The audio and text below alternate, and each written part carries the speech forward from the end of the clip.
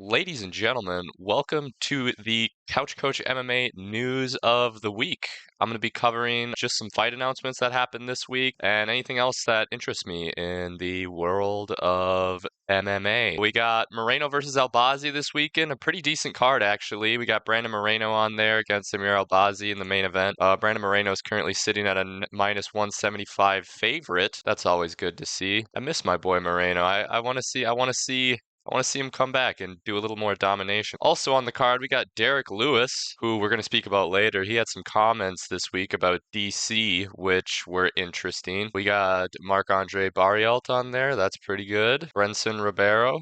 That's always fun. And Charles Jourdain. Last time we saw Charles Jourdain, it was against Gian Silva. And if you haven't seen that fight, you should go watch that fight. Actually, maybe don't watch it if you're a Charles Jourdain fan. Charles Jourdain got murdered. We also got Jack Shore, who fought on the Sphere card and had a really good fight and dominated Joanderson Burrito. He TKO'd him, doctor stoppage.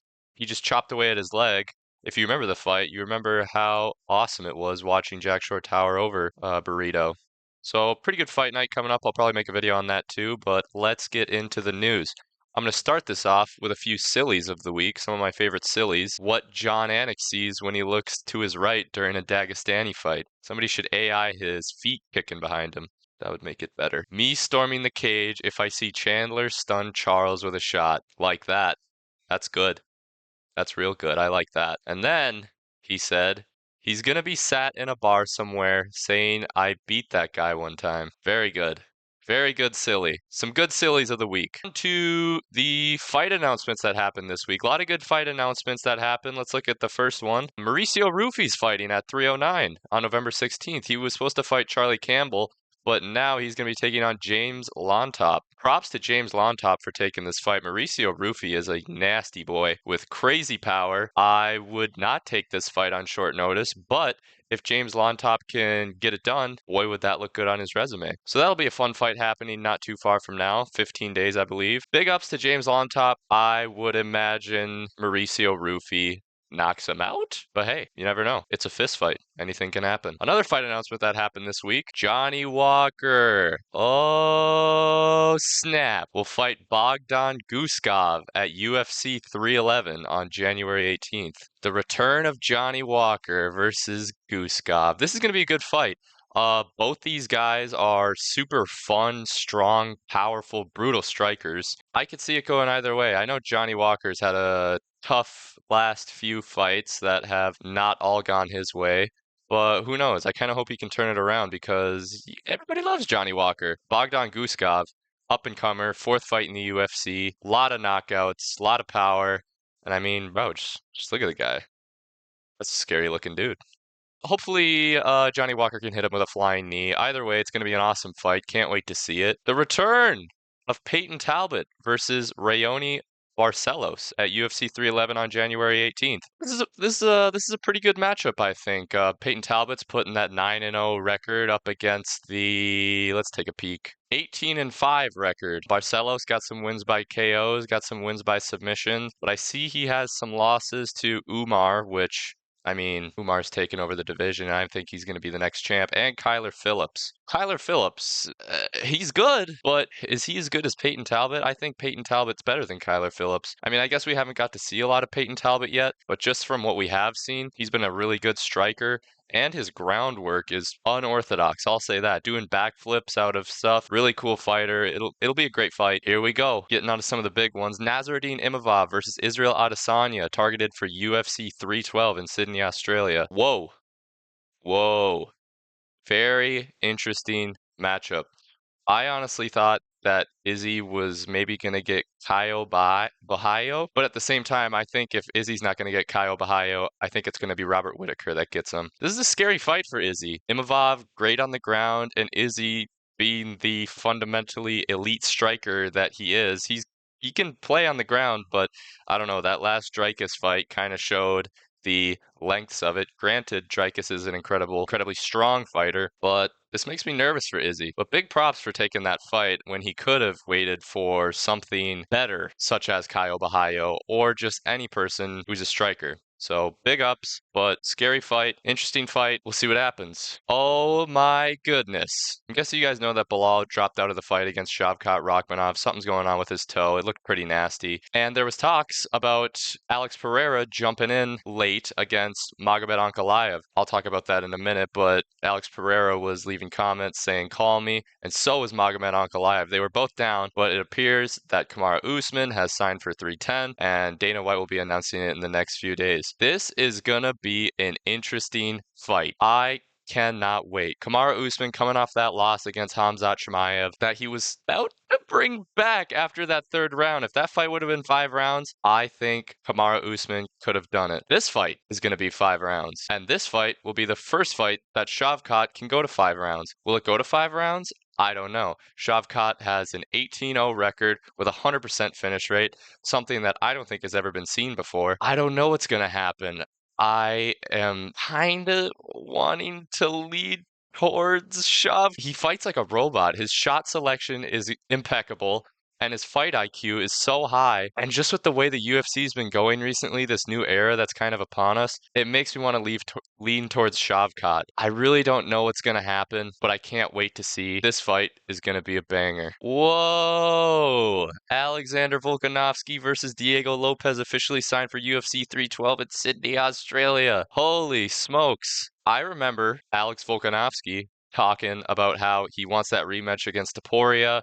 The UFC was promising the rematch against Topuria. I don't know what happened. I can see why Alexander Volkanovski would take this fight over Topuria. I don't really think the fans wanted to see that fight. And honestly, I don't know if Volk wants to take that fight again. I mean, he is a champ at heart and he's got that champion mentality. But nah, I'm not going to speak on Volkanovski's part.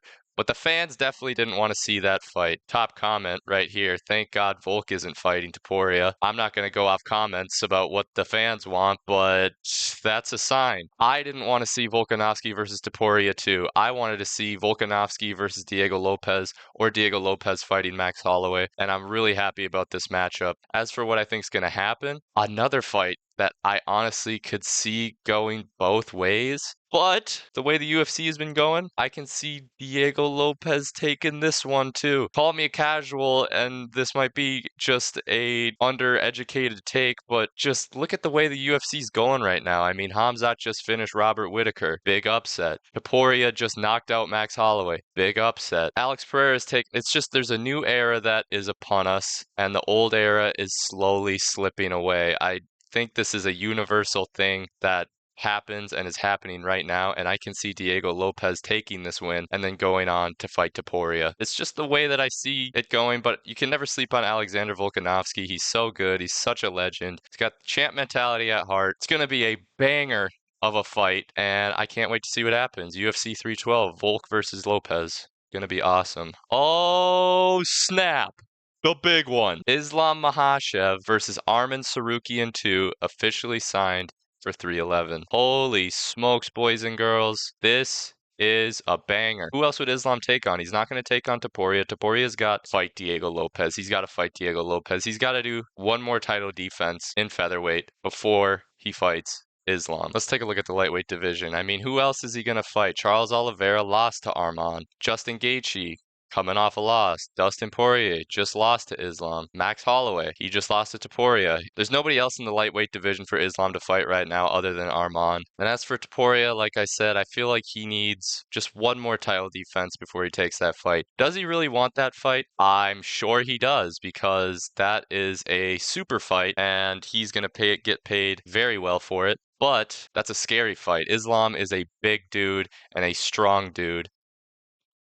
I would be nervous for this fight if I was Ilia Topuria, but at the same time, he's undefeated. He knocked out the unknockoutable Max Holloway. He knocked out Alexander Volkanovski, and he's pretty much cleared out this featherweight division, except for Diego Lopez. Of course, he could fight Yair Rodriguez, but he's coming off a loss against Brian Ortega, and everybody below that just has more work to do before they can consider getting a title shot. Islam Makhachev versus Arman Tsarukyan 2. I think Islam is going to win this one. I think that he is stronger and just better on the ground, and I think that's how it's going to get finished. I can see Islam doing a lot of ground and pound here, but also standing with Arman and striking with him. It's going to be a banger of a fight, and I can't wait. On to some other news from the MMA world. Alex Pereira won't be saving another UFC pay-per-view on short notice. I saw that the UFC was reaching out to him, but then I saw another post saying that apparently Alex Pereira and his team said that they didn't reach out to him. But either way,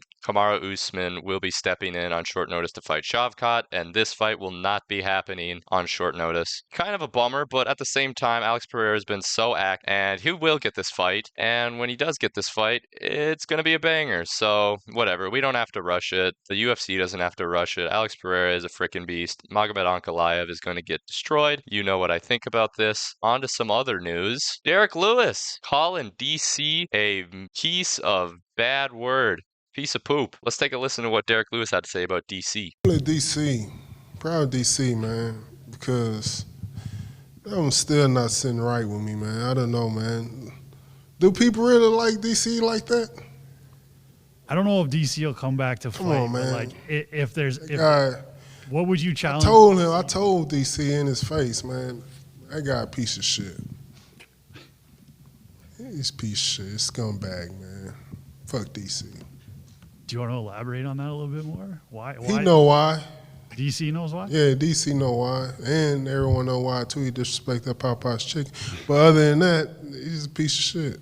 What in the world? What's going on between DC and Derrick Lewis? It's hard to tell if Derrick's being serious here. I mean, you can kind of see a little bit of a smirk going on his face, but at the same time, it's not, I don't know, it doesn't really seem like he's joking wholeheartedly. He could have had a little bit of beef with DC, and he's kind of just, this could be his idea of just a small little jab, but kind of some rude words. Yeah, I don't really know if he's actually PO'd at DC or not.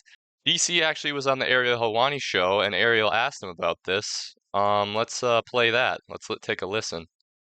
What's up, dog? DC, we're about to wrap up the show, and all of a sudden I'm on Twitter, and I see this clip of Derrick Lewis talking about you. Have you seen this clip? No, I haven't. I can't decide if he's mad at you or not. And I don't mean to put you on the spot here, but he's saying all these things, and we weren't sure if it's a joke or if it's a shoot. Is he working or is he... I don't know, because I haven't seen him for a while, but I was pretty hard on him about retiring because he had lost a couple fights, and I was kind of telling the truth, and he seemed mad at me, but I haven't seen him. But I'm going to see him this weekend, and I'm going to kind of ask him, like, yo, are you mad at me?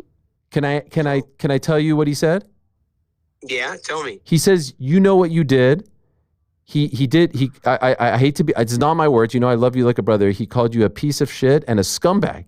But then he mentioned the Popeye's chicken thing, and then we're like, oh, is he joking? But then he's like, but besides that, he knows what he did. And three of us think that he's joking. I think there's some truth there. There's a little underlying, maybe. It sounds like it might be a little underlying. He might be a little pissed at me, maybe, because of the way I talked about him. I don't know what fight it was where he didn't look great. But then he knocked the last guy out, and I was like, well, I'm glad he's back. So, I don't know. It kind of, my opinions go with their performances, and I think maybe that's what it is. But in terms of anything else, Derrick and I don't really have much, many things that we do together outside of just the Popeyes thing and in our fight. But it's like we can't be mad at each other. Like, we already fought. It's like it's settled. I said that he should be forever grateful to you. You gave him a shot, 3 weeks notice, Madison Square Garden, world title fight, his biggest payday. He should be thanking you from now until eternity. He's making big money now, constantly. We kind of put him in an area, and he's staying there, and I'm happy for him. Okay. I don't know what it is, though. I really don't know what it is. I'm going to watch. I need to see his face. I need to see if he's laughing. I need to see if he's joking. I need to see how he looks to see if he's really mad at me. Yeah. But when I see him this weekend, I'll walk right up to him and go, hey, what's going on? Of course. You're going to do a sit down for your YouTube channel with him? No, I'm not. Okay. Very interesting. First off, I think this comment should be highlighted, and it's top comment, but makes sense. Ariel, it's probably not your place to be commenting about DC, quote, giving Lewis the biggest payday of his career, end quote, either. I think this is true. I think Ariel Helwani does some good journalism, but I don't really think that's his place to be commenting about that. I think this sums it up very well. But other than that, DC doesn't know either, and who knows what's going on? I mean, he's talking about the Popeyes chicken thing and talking about how he told Derrick Lewis that maybe it's time to consider retiring. I could see how that could get into his head and maybe piss him off a little bit. But yeah, just a weird span of events of Derrick Lewis and DC. Who knows what's going on? Hopefully we'll get something, some clips or some videos of DC and Derrick Lewis talking. Maybe they can squash it. But who knows? The fact that DC is also saying I gave him the biggest payday of his career and put him in the spotlight that he stayed in for a long time, I don't think that's a very kind thing to say. But you know what? It's not a kind world. It's a cold, cold world. So yeah, there's that. But yeah, that is pretty much the MMA news of the week. The UFC Fight Night is happening tomorrow in Edmonton. I'll probably make a video on that, reacting to it and the matchups that I think should happen next. But yeah, that's pretty much it. See you later.